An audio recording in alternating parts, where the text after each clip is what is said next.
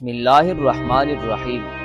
تاریخ میں کچھ فتوحات ایسی ہوتی ہے جو صرف ایک شہر یا ایک ملک کو نہیں بدلتی بلکہ آنے والی صدیوں کی سمت متعین کر دیتی ہے۔ مصر کی فتح بھی ایسی ہی ایک عظیم فتح تھی۔ یہ وہ سرزمین تھی جہاں کبھی فرعونوں کی حکومت تھی، جہاں حضرت موسیٰ علیہ السلام کی دعوت کی گونج سنائی دی اور جہاں صدیوں تک رومی سلطنت کی حکمرانی قائم رہی۔ لیکن 7ویں صدی عیسوی میں ایک ایسا وقت آیا جب عرب کے ریگستان سے نکلنے والی ایک چھوٹی سی اسلامی فوج نے دنیا کی سب سے طاقتور سلطنتوں میں سے ایک کو چیلنج کر دیا۔ اس لشکر کی قیادت ایک ایسے صحابی کر رہے تھے جن کی ذہانت، دور اندیشی اور عسکری حکمت عملی نے انہیں تاریخ کے عظیم سپہ سالاروں میں شامل کر دیا۔ ان کا نام تھا حضرت عمر ابن العاص رضی اللہ تعالی عنہ۔ لیکن سوال یہ ہے، آخر حضرت عمر فاروق رضی اللہ تعالی عنہ نے مصر جیسے عظیم اور مضبوط ملک کی فتح کی ذمہ داری انہی کو کیوں سونپی؟ کیا مصر کی مہم پہلے سے طے شدہ تھی یا یہ حضرت عمر ابن العاص رضی اللہ تعالی عنہ کی بصیرت کا نتیجہ تھی؟ اور چند ہزار مسلمانوں نے لاکھوں آبادی والے اس خطے میں کامیابی کیسے حاصل کی؟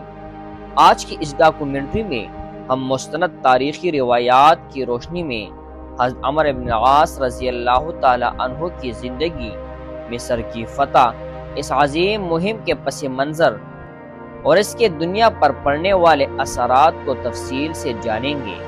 لیکن اس داستان کو سمجھنے کے لیے ہمیں سب سے پہلے حضرت عمر ابن العاص رضی اللہ تعالی عنہ کی ابتدائی زندگی کی طرف لوٹنا ہوگا۔ حضرت عمر ابن العاص رضی اللہ تعالی عنہ قریش کے معزز قبیلے بنو سہم سے تعلق رکھتے تھے۔ آپ عرب کے ان لوگوں میں شمار ہوتے تھے جو صرف بہادری ہی نہیں بلکہ غیر معمولی ذہانت، سیاسی بصیرت اور سفارتی مہارت کے لیے بھی مشہور تھے۔ تجارت کے سلسلے میں آپ شام، فلسطین اور مصر سمیت مختلف علاقوں کا سفر کر چکے تھے۔ اسی وجہ سے آپ کو ان خطوں کے راستوں، حالات اور سیاسی صورتحال کا گہرا علم تھا۔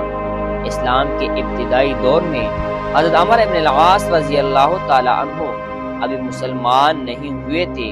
اس زمانے میں وہ قریش کے اہم رہنماؤں میں شمار ہوتے تھے اور مسلمانوں کی مخالفت میں بھی شریک رہے، یہاں تک کہ جب کچھ مسلمان حبشہ کی طرف ہجرت کر گئے تو قریش نے انہیں واپس لانے کے لیے حضرت عمر ابن العاص رضی اللہ تعالی عنہ کو حبشہ کے بادشاہ نجاشی کے دربار میں بھیجا۔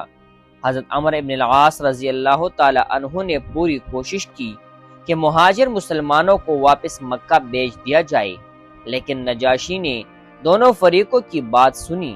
حضرت جعفر ابن ابی طالب رضی اللہ تعالی عنہ نے اسلام کا پیغام نہایت حکمت اور وقار کے ساتھ پیش کیا۔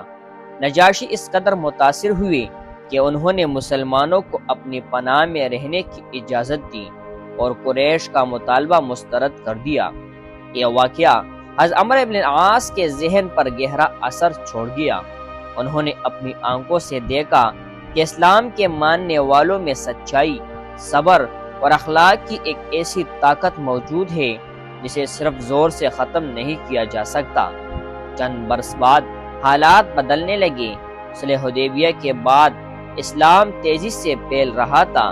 حضرت عمر ابن العاص رضی اللہ تعالی عنہ نے محسوس کیا کہ یہ صرف ایک سیاسی تحریک نہیں بلکہ ایک سچا دین ہے جسے روکنا ممکن نہیں۔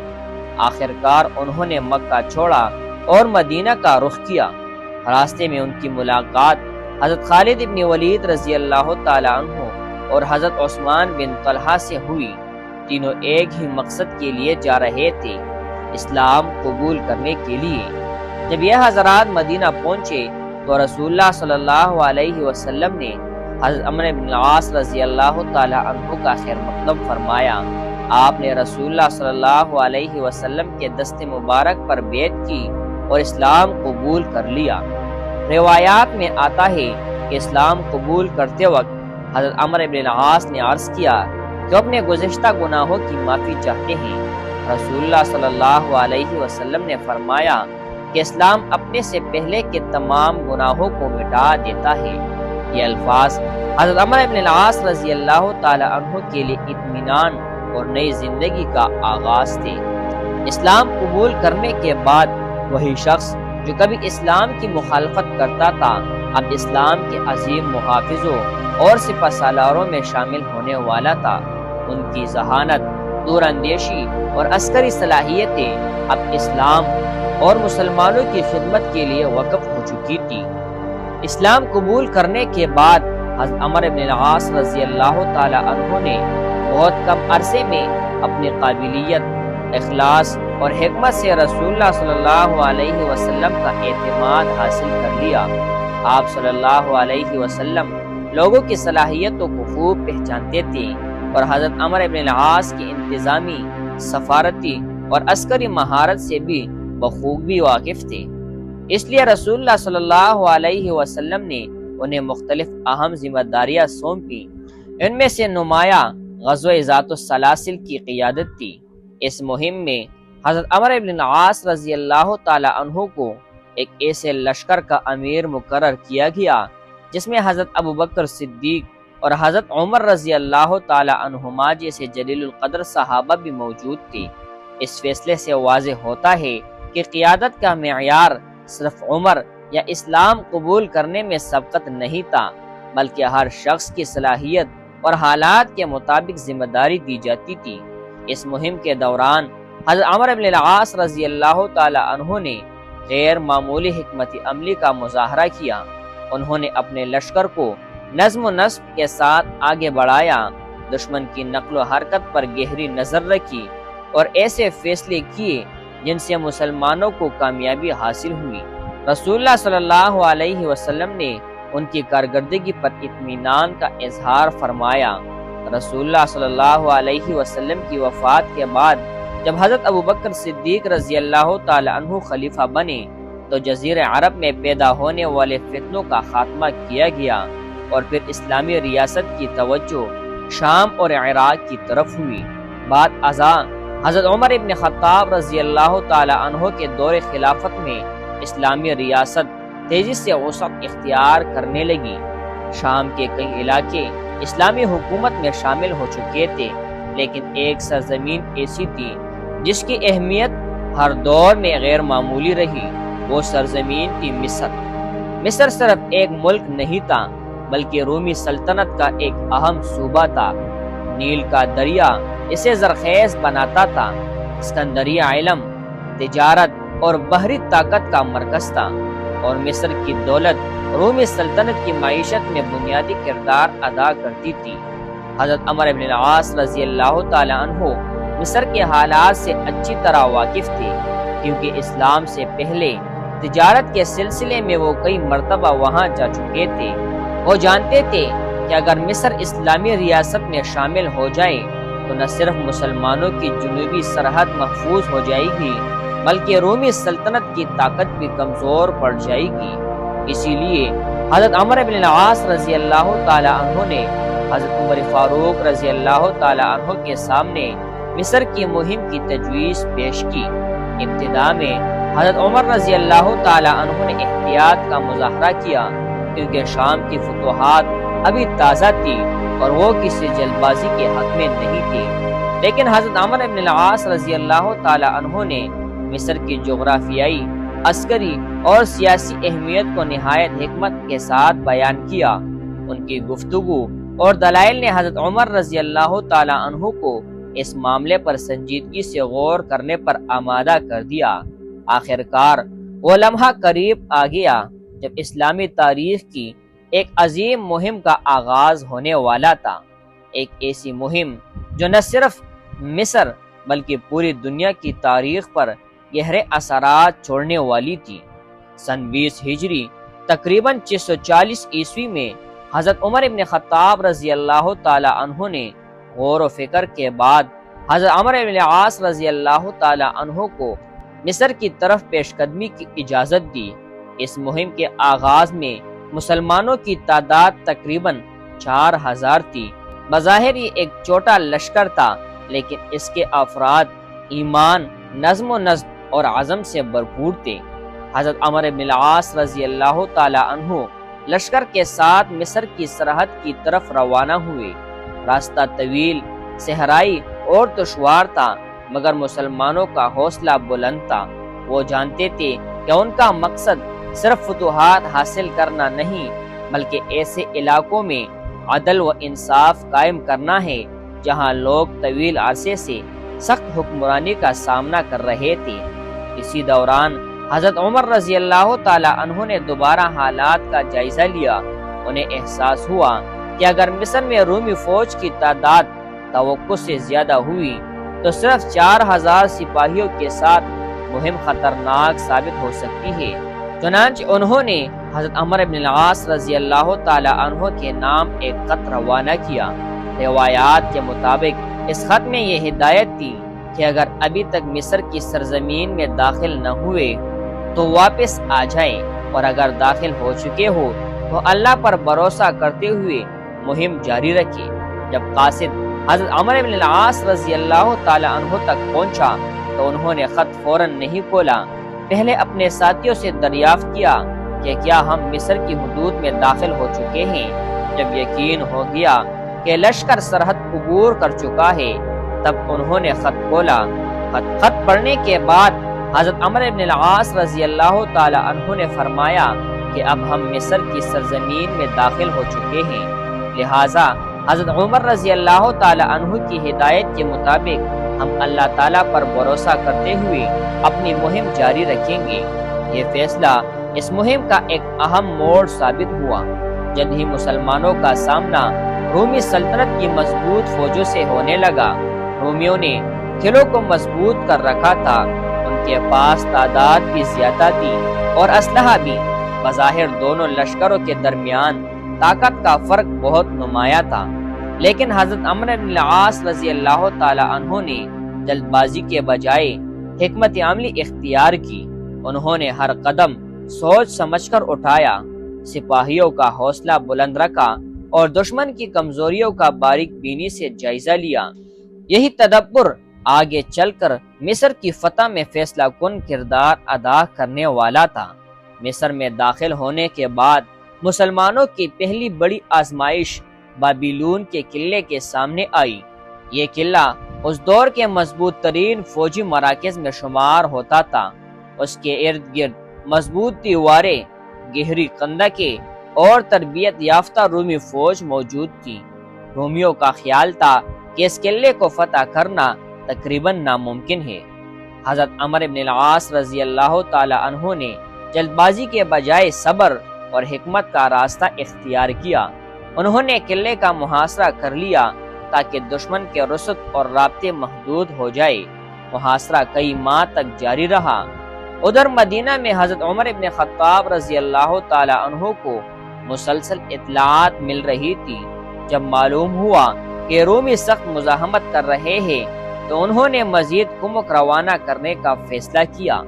تاریخی روایات کے مطابق حضرت عمر رضی اللہ تعالی عنہ نے تقریباً 4000 مزید مجاہدین بھیجے، جن میں چند ممتاز صحابہ کرام بھی شامل تھے، جیسے حضرت زبیر بن العوام، حضرت مقداد بن اسود، حضرت عبادہ بن صامت اور حضرت مسلمہ بن مخلد رضی اللہ تعالی عنہم۔ ان کی آمد سے اسلامی لشکر کا حوصلہ مزید بلند ہو گیا۔ محاصرے کے دوران حضرت زبیر بن العوام رضی اللہ تعالی عنہ نے ایک جرأت مندانہ منصوبہ پیش کیا۔ بعض تاریخی روایات میں بیان کیا گیا ہے کہ انہوں نے رات کے وقت قلعے کی دیوار پر چڑھ کر اندر داخل ہونے کی کوشش کی، جس سے رومی فوج میں اضطراب پیدا ہوا اور مسلمانوں کو پیش قدمی کا موقع ملا۔ اس واقعے کی تفصیلات مختلف تاریخی مصادر میں مختلف انداز سے بیان ہوئی ہے، لیکن اس بات پر اتفاق ہے کہ حضرت زبیر رضی اللہ تعالی عنہ نے اس مہم میں غیر معمولی بہادری کا مظاہرہ کیا۔ شدید لڑائی اور طویل محاصرے کے بعد رومیوں کی قوت کمزور پڑنے لگی، ان کی رسد متاثر ہو چکی تھی اور مسلمانوں کا عزم پہلے سے زیادہ مضبوط تھا۔ بالآخر بابلون کا قلعہ مسلمانوں کے قبضے میں آ گیا۔ یہ صرف ایک فوجی کامیابی نہیں تھی بلکہ مصر کی فتح کا سب سے اہم مرحلہ ثابت ہوئی۔ اس کامیابی کے بعد مصر کے دوسرے علاقوں کی طرف پیش قدمی کا راستہ کھل گیا۔ اب حضرت عمرو بن العاص رضی اللہ تعالی عنہ کی نگاہیں مصر کے سب سے اہم شہر اسکندریہ پر تھی، جو رومی سلطنت کا مضبوط بحری اور انتظامی مرکز تھا۔ بابلون کے قلعے کی فتح کے بعد رومی سلطنت کی گرفت کمزور پڑنے لگی۔ اب حضرت عمرو بن العاص رضی اللہ تعالی عنہ کی توجہ مصر کے سب سے اہم شہر اسکندریہ کی طرف تھی۔